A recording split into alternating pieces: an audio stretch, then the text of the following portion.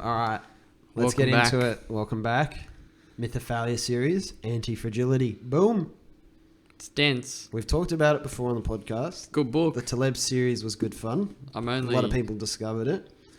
Luke's come back to it. Yes. After months of having his brain stretched, I guess, by all our convos and all your other convos you have with great people. And do you want to give a crack at explaining antifragility? Remember the three. So the three things, the three levels. Taleb goes into describing things, events, stuff like that. Yeah, it's pretty wide ranging. Yeah, it's very wide ranging into three different categories. Yep.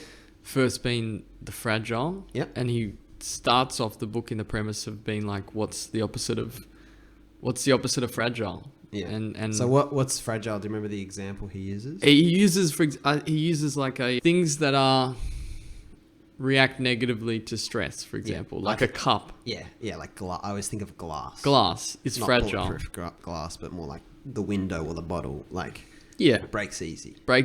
Yeah. Responds negatively to stress. Yeah. And then he asks the question, what's the opposite of fragile? Do you know what the other level is? Robust. What's robust? Robust is it's strong against stress. It's resistant. Yeah. Yeah. Any example? What's the example he uses? I don't know. Diamond, maybe. Yeah, not necessarily diamond. The phoenix. He uses the example of the phoenix. Oh, like the. So if anyone's seen Harry Potter, the phoenix will die, but it just comes back. It's not stronger than before necessarily. It's the same. So robust is like stresses don't make it stronger or weaker. It retains its current strength. And then we come to the top level, which is antifragility. 10 points. Yep. Which is gains from disorder and stress. Yep. Example? Good example, personal example, is stressing the body. Yeah, exercise. Due to physical exercise. Yeah, running, gym. Those stresses cause a reaction in the body that actually makes you stronger. Yep. To a certain point. And the example he uses in the book is Hydra. The old thing where it's you cut off one head to grow back. So the more you attack it, the stronger it actually gets. Now, why we talk about this with mythophalia is because these you can put the things in society, I guess, and the things we try to do and the way we are as people into these kind of buckets. A good example to correlate this with what we've already talked about, when we talked about the fixed versus growth mindset, which was probably the third or fourth episode in this series. You know, the growth mindset is a very anti-fragile mindset, if you remember, because the growth mindset, Carol Dweck's growth mindset, is like a challenge is like a positive thing for someone who's in a growth mindset. Like, running is difficult. I'm going to figure it out. The fact that it's difficult makes it appealing. So it's actually positive. So that stressor is actually like positively reinforcing. So you actually gain, you gain with that mindset. So I think it's one interesting application of this is thinking about it on the level of the mind. Now, like, I try not to pick on my mum too much, but find a different example. Like you know people who are fragile, right? Who are easily upset, who, you make the slightest like bad comment and that they go off. Right? The slightest thing, like, like if you think about a control freak, you know what I mean? Like someone with OCD or someone as an extreme example, like you vary one thing and they lose it. If you've seen the movie Rain Man with Dustin Hoffman and Tom Cruise, like he's got autism and like, they put a lot of emphasis on routine and order for someone with autism normally because they're very particular. You vary it and they can't handle being taken away from routine, which is order, consistency, right? And we all have that threshold. Now, some people are robust, like they get challenged and they come back, you know what I mean? They take the blow, but they keep going, like the boxer. But then the anti-fragile mindset is a very powerful way to be, right? And I don't want to, I think the people who focus on awareness, right, no matter what they do, entrepreneurs, writers, parents, anyone, whatever, I think it tends to be very anti-fragile. The reason is for all the stuff we've explored in the series. Because I'm going to argue that like most of reality is anti-fragile. Which is like, you can come back to the slingshot principle. Yeah. So why we did this as a series is that these ideas build on each other. It's like a pyramid. Not to be confused with, not to be confused with The a pyramid scheme. will recruit you, If don't this worry. ends up as a cult, they will come back to this episode as proof. He actually said it. These things build on each other. The slingshot principle was that the worst case scenario becomes the best case scenario. Which is anti-fragility. Which is anti-fragility. Yeah. And I use the example of Nelson Mandela. Mm. You know, not only did he become either president or prime minister after he was released from prison, but he's become a historical example and has a very $1,000 like continual effect throughout history because of his story and the example. There's been lots of gain from that disorder. There's been lots of gain from that disorder, from Yep. imprisoning him. Yep. When people ask me, you know, I remember someone asked me, or it happens occasionally, like, oh, what if you get negative comments because of the stuff you say? And if you say this about the education system or vice versa. And I go, to be honest, it's probably the best thing that can happen.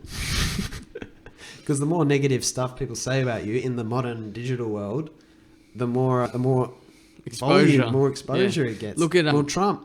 Yeah, Donald Trump. Grant Cardone.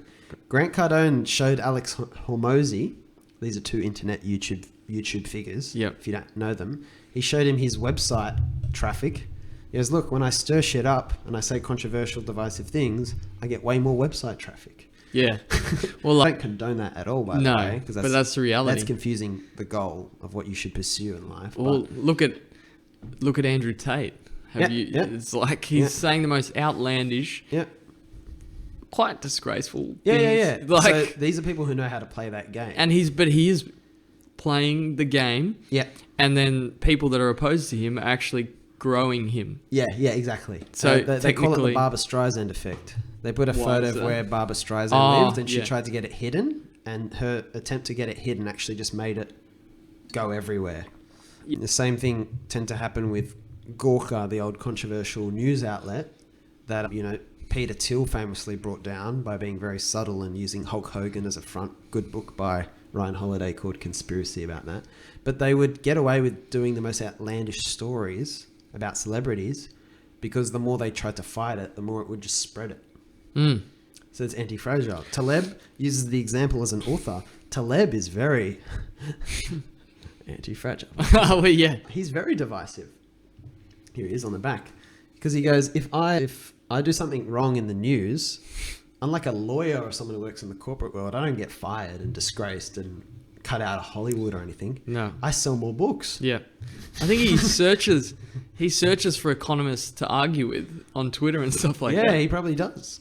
And he says he enjoys it. If you don't get emotional, if you don't let these things take you personally, which normally is being either very egotistical or having a lot of love for yourself, is probably the two ways you get there. Maybe not mutually exclusive. Then you can like deal with that. Now, I have no time for the people who do this as a justification for playing the game. I want to make that clear personally. So the Grant Cardone thing, if that's true, that was secondhand. I watched Alex Hormozy talk about that in an interview. I think there's a lot of confusion that anything that leads to more business is good, right? Not everyone, if that takes that to grow the business probably has a flawed foundation and it probably shouldn't exist, right? I don't find any justification with my current awareness for just playing the game for its own sake.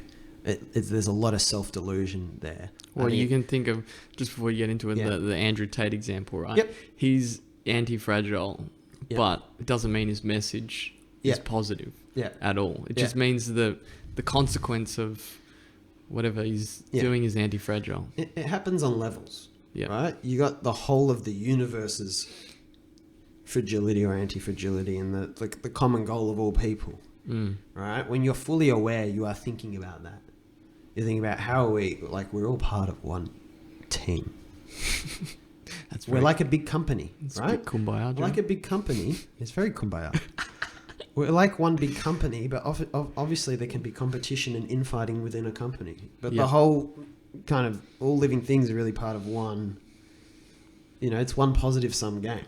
That's Yep. so when people try and play the game against others, or they try to sell at the expense of others, they're slicing that off, and they're making the highest good something within their control.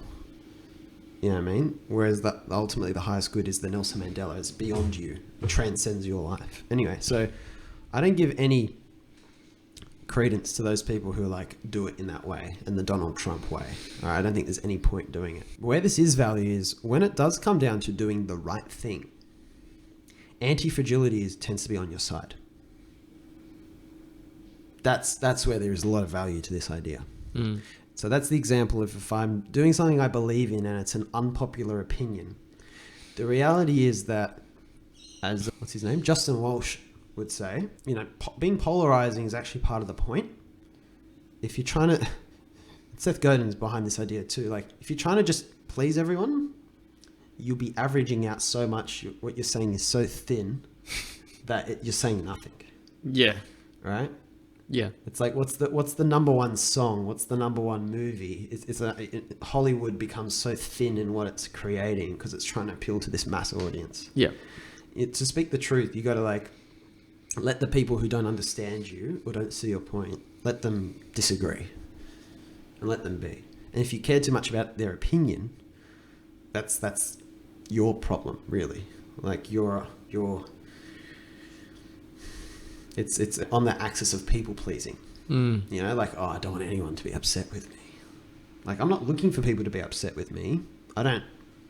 At the time of making this podcast, I'm not picking fights with people on the internet. I don't get into YouTube comments or anything like that. I don't have nearly enough attention for that. But we've talked about how we don't fancy the Jordan Peterson thing as much anymore. Of like getting caught, he gets caught in a lot of tussles with people, and I'm not sure that he gets a lot of shit thrown at him, but trying to logically have every one of those conversations is probably not.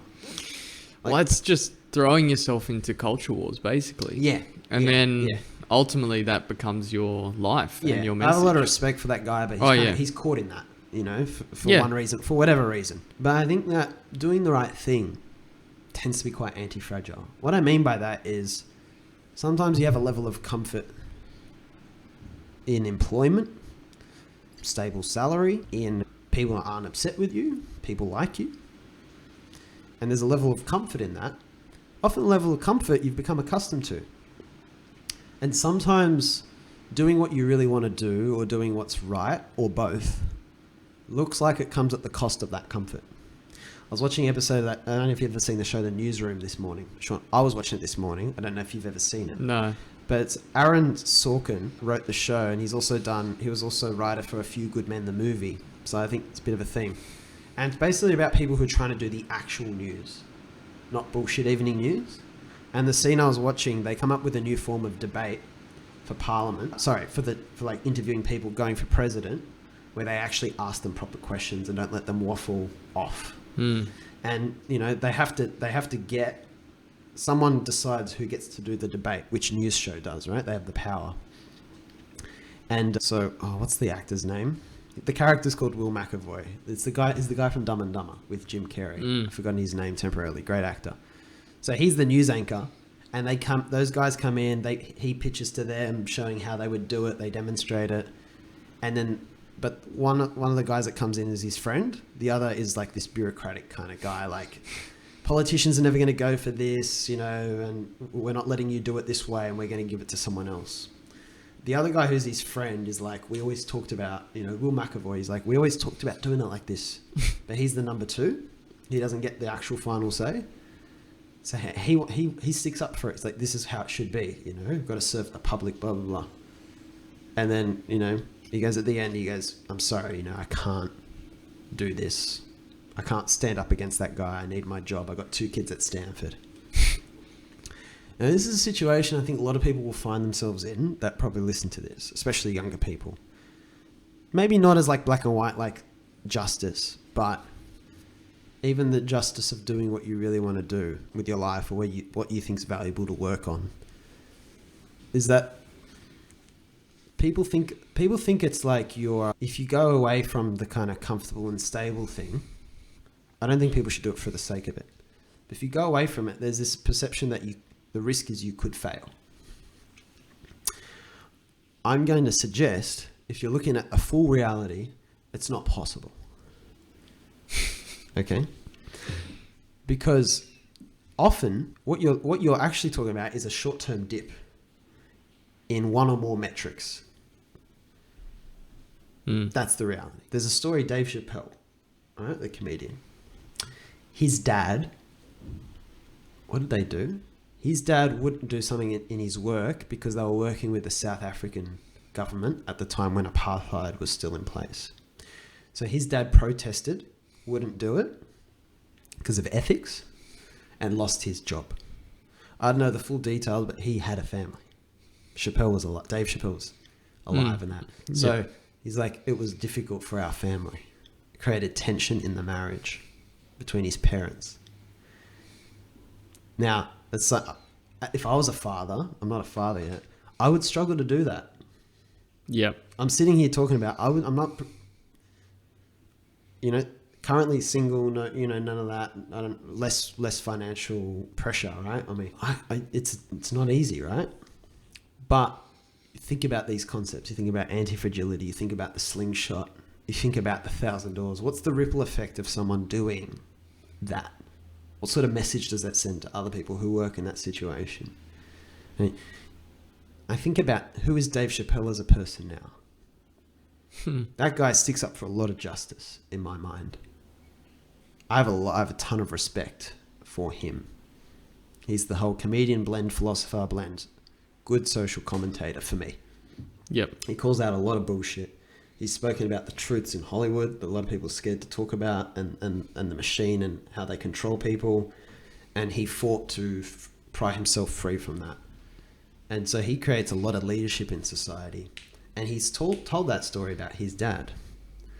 So what is the cost of his dad not doing it? You know what I mean? Look at the impact of it. But the other thing, even much more like an everyday, right, is that, I don't have that kind of comfortable, I'm not in the kind of comfortable salaried position myself, right, on the path I'm taking. And my path is not successful if I manage to get paid doing something like the podcast. That's not where the flag will be planted. Because the reality is, even if I wanted to change what I was doing or focusing on project-wise, if you really give things a good shot, you kind of end up further ahead than when you would have otherwise started. So there's a thing in startups where startups love hiring people who ran failed startups. A lot of them make a point of it. There's venture capitalists who very much like investing in founders who have failed before. Some, not all of them, I'm not going to pretend it's all of them, but this is from friends in the ecosystem. Talk about it. Because that's someone who's been really humbled, who has learnt a lot, but is still willing to give it a go. And really, there is no, you can't draw, I don't think you can really draw a line and call something failure, because everything just rolls into the next thing you're doing. Yeah. The game is never over, therefore you're just playing. It's like, I didn't score that goal, but I scored the next shot, and who cares? I'm just enjoying the game, and I'm just trying to get as many goals as I can, but it's ultimately about enjoying the game. And everything I do is like a learning. So it's all feeding back in. And, personally, even if I was to go get a job, let's say I was going to go get a job today, versus when I was focused on real estate, the people I've now met because of the things I've done without having made a lot of money doing the last 2 years, what I've been doing, the skills I've gained and the relationships I've gained, if I was to get a job, it would probably be within that network. And that network is a great network of people. Not just people in positions of authority, but good people. People I think have good values. And so ironically, I'm further ahead of where I would have been in a career game sense. But obviously I don't even put much, as you know, I don't put much weight on the career game. I just let that take care of itself at this point. Yeah. And I try to focus on joy and ethics, kind of, and service. Try. Always a work in progress. So you got, I guess, why I'm bringing up anti-fragility is you got these two levels of the only time you don't see that, you think very short term. We tend to think very short term about, well, I have money for a year or 2 years and all that. And I don't say it's easy, and I don't think always doing the right thing, if work or something doesn't align with who you want to be, or there's something you don't feel ethical about, it's not always just quit is the message. It's not always just unenroll at the slightest sign of trouble. It's for, I think, good conscience exercise and thinking and good discernment. And it's very individual. It must be. There's no prescription. There's no best for all. But the point I sit on is I think that when you have a long-term view, when you have an open mind, when you think beyond yourself, that the point of life is not your own survival. Can't be limited to that. That's just part of it. When you have that, reality is anti-fragile. And the threads of that that stitching is all the threads we've talked about in the other episodes. The slingshot principle, the Chinese farmer, the fact that if you could control it, you wouldn't even really want to. I understand that's a complex set of ingredients to bake together. No one's going to get that in one hit. I still have this default of like, but where am I going to get this? And where am I going to get that? And what am I going to do about that? And what if I want a family soon? But I think, I remember reality. And like all it is that all those things are in place, but it's not as tangible as it could be. It's not in black and white. It's not as certain. But I have a great network. I have lots of great skills. I have lots of great people. There's plenty of things I could do to pull more out of the money lever if I had to. I don't. And I can see the ripple effects of even the very small things I do, the positive ripple effects. And I see how much I learn and the value of that learning compounding over time, and the relationships I have and them compounding over time. And everything kind of negative that's happened has really, eventually found the slingshot of it. It's always there. Mm. It's not just trying to reframe things in a positive way. It's like, I think it's the reality. It's just to be observed. You don't have to manufacture it. You don't have to fabricate it, I mean. These are all the things I think about. I think that's why, like, it's maybe a bit dense, this whole anti-fragility. And there's this commercial way of doing it, but I'm more interested in that's the picture. Like the Dave Chappelle thing, very powerful. Very powerful. Mm. You know? And what I think, I don't know how you feel about this at this point in time, but I don't give much weight to the idea of sacrifice. I don't really believe in sacrifice. It looks like sacrifice when someone else values the thing that you've given up or gone without. It looks like sacrifice to them. But really, when you chase the real things and when you do the right thing, it doesn't really feel like it. It doesn't feel like you've made a trade-off. It feels like you're just optimizing for the thing that actually brings you the real stuff. Right? Drinking's a bit like that. Drinking is a great example. Sacrificing. Yeah. It's like, oh, you've sacrificed all those good times and all that. It's like, well, it's funny. I'm actually having the time of my life, but that wouldn't make sense to the person who's really getting a lot out of drink, getting a lot of memories and funny moments, and I don't know, they're picking up or whatever. I don't know, from drinking. It doesn't. That won't make sense. It looks like I've sacrificed it. And the funny thing is, when I did slow down drinking again, it wasn't like, oh, I need to make this sacrifice and bite the bullet. It just fell out of my bucket. Yep. So rather than trying to push things out, it's so much easier to just focus on what's better, to transcend them. And I don't think people should live feeling like they've sacrificed something. I don't think that's actually right. So if you feel like you're sacrificing something, I don't think don't do it, or just be patient. I can't remember her name, but there's this author who spent 7 years working as a lawyer, corporate, making a lot of money, and then decided, I'd rather be a failed writer than a successful lawyer. She was on Tim. I can't remember. She's done a good TED talk. I can't remember her name or anything she's written, but that line just sticks with me. Of course, failed writer just means failed commercially. The real failure of a writer is failing to write authentically, I think. Failing to write what's true. Trying to cater towards outcomes rather than just letting it ensue. Some guy on LinkedIn yesterday, a friend of mine, journalist from the UK, he's like, what do we define copywriting to be? And he's like, well, I think copywriting is when you're writing to get a sale and you're deliberately trying to lead someone towards an action. And I thought, I guess copywriting is probably just a big ton of smoke then. Because the outcome people take or the action they take or the sale should just ensue. And I think writing is just writing. I think we've invented things like copywriting and all that because we have this, we get to narrow into our objectives. But people wouldn't understand that. And so you can be a failed copywriter, apparently. But I would argue that what the fuck's copywriting? And people will fail imagined, made up things. Like being a failed actor, or being a failed musician, or being a failed leader, or a failed businessman. And you don't live on the level of reality, which is, what the fuck's business anyway?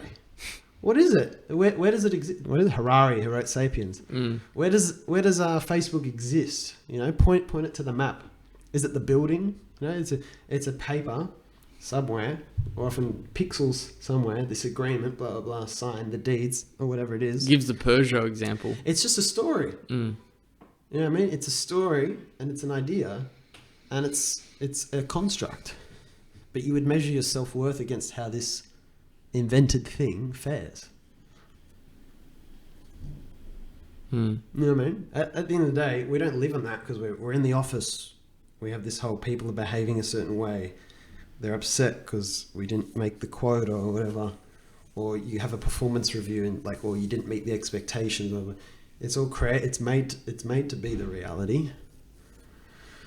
But what's it intrinsically based in? Essentially nothing. But we will judge ourselves according to all this stuff. But it's just like layers of human behavior and judgment just stacked on top of each other. So you can't see what was at the bottom and where it all began. That's it. That's society.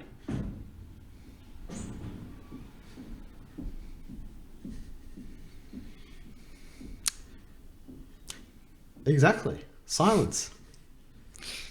Right? Don't have any way to colour that. You've said it perfectly in saying nothing. There's nothing to say. There's nothing to worry about. There's nothing to do. It's funny. I'm not going to pretend I've ever thought, oh shit, what if what I'm doing doesn't work out? And then you ask, what does not working out fucking mean again?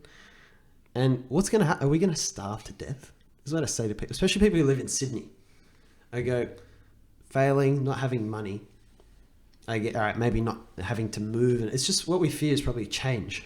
Are we going to end up homeless? Are we going to end up starving to death? And I always think other people live tribally. You know what I mean? They don't live in houses. Whenever I start, I don't want to live that way. I'm just I'm doing the thought experiment. You know what I mean? Well, I do the thought experiment with myself, being like, if you're fearful about certain things in your job, it's like, I can always get another job. Yeah, exactly. But if I can't, I have much bigger problems. Yeah, like something's gone wrong physically, or exactly. You know what I mean? Exactly. So that's what we're really worried about. So there's nothing really scary that can actually happen. If you believe everything in the other episodes, there's nothing actually scary. A lot of people lost their jobs with COVID, but they found something they loved more, and it was the excuse to change. What's painful is the change of state. I love swimming, but it's still fucking cold to get in. Yeah. All I'm really fearing is the anticipation, and it's not even the experience itself of change, it's the anticipation of it. Because the cold feeling is not actually that painful. That's why they say the anticipation of torture is often worse than the actual torture. I'm scared to jump in the pool just because it's cold, but it's only cold for a split second and it's not even that bad. And then I'm swimming. It's the change of state that we fear. And it's really all in the anticipation. So the anticipation is not the actual thing. The anticipation's all here. And that's Astro barking. And that's all it is.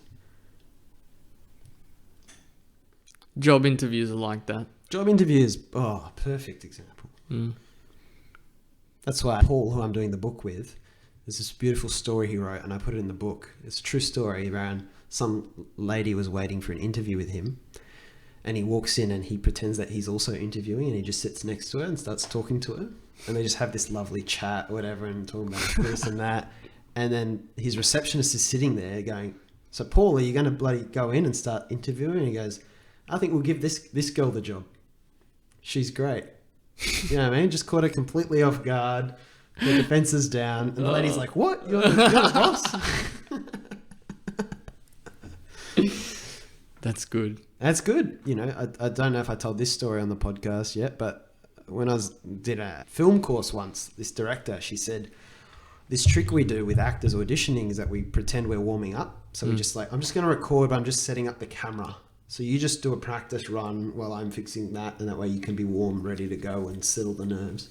Because often they get the best take and they feel like they're not being recorded because you neutralize the nerves a bit. Yeah. And, you know, but yeah, the concept of, to bring this down, it's very high level. So to bring anti-fragility down to what's actionable and useful to people, I think about it on the level of these are there's a lot of ideas here we've talked about, right? So it's not all easy to remember the next time something goes wrong, the next time you're fearful of something. But if in whatever way, shape or form you keep coming back to them, embedding these ideas in the way you're thinking and living is like developing your own anti-fragile mindset to me. You know what I mean? It's like one night you fail on Wednesday night you've failed in inverted commas or something, and Thursday morning you're smiling going, "Oh, I wonder what the slingshot's going to be." It's never quite like that. No. But that's where you become bulletproof. That's the value. You really become bulletproof because all these things that happen are negative are actually positive. And I used to do this when people vandalized my real estate signboards. I don't know if you remember this. People would graffiti my real estate, for sale, for rent. Yeah. People would put text on them, draw a generous sized dick on me and stuff like that. And then I would just make videos or whatever and put them on Instagram or YouTube, whatever. Like, see how afraid of us everyone is? See how afraid they are? They're vandalizing our signs. And that was better than having the actual sign. Yeah. That was the best thing. And we laughed at it. And when I reflect, that's almost the best example of what we're talking about in Myth of Failure, is this indestructibility you have in your life. And you can just go and enjoy it and thrive then, if that's the case. So that's the point there. Anything from you to conclude on anti-fragility or any of that? Just the I Love Taleb fan club. I love Taleb. Oh, sorry. I know, reading the book and understanding the chances of having Taleb on the podcast are very low. But if you're ever Mr. Taleb, I find you hilarious. Antifragile systems. And your ideas are fantastic. Please. And yeah, economists, I know. Economists. Yeah, you don't like them. But no, it's one of those things where it's very applicable.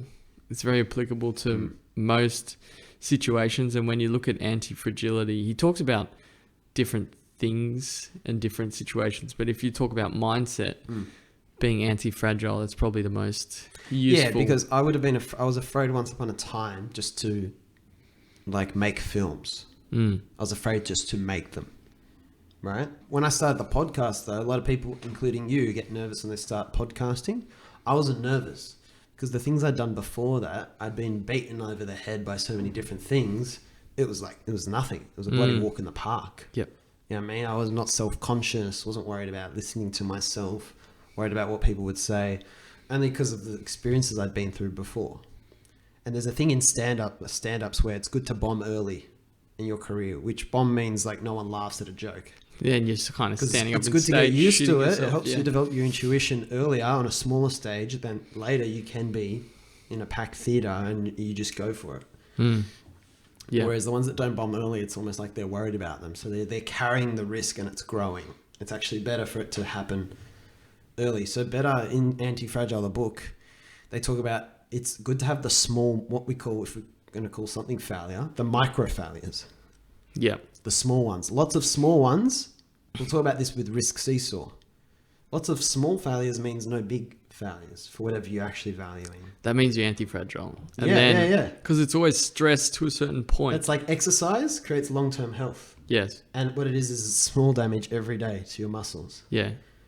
All right?